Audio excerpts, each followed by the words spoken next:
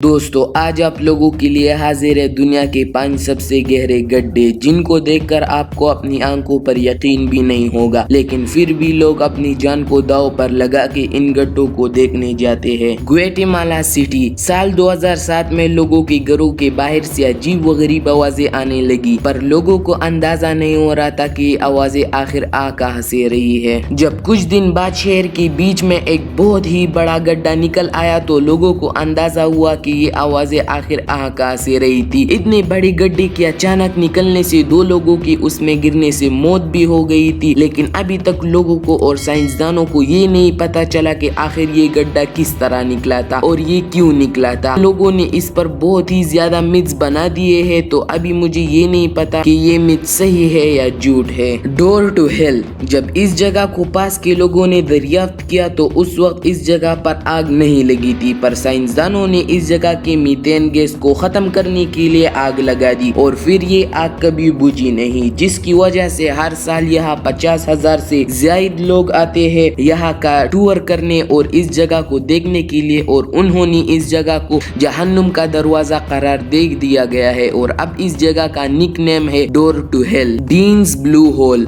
वैसे तो इस जगह पर बहुत सारे गड्ढे हैं, पर ये वाला गड्ढा इन सारों में से बड़ा और गहरा है। इस जगह पर रिसर्च के बाद पता चला कि ये गड्ढा यहाँ पर 5000 साल से है।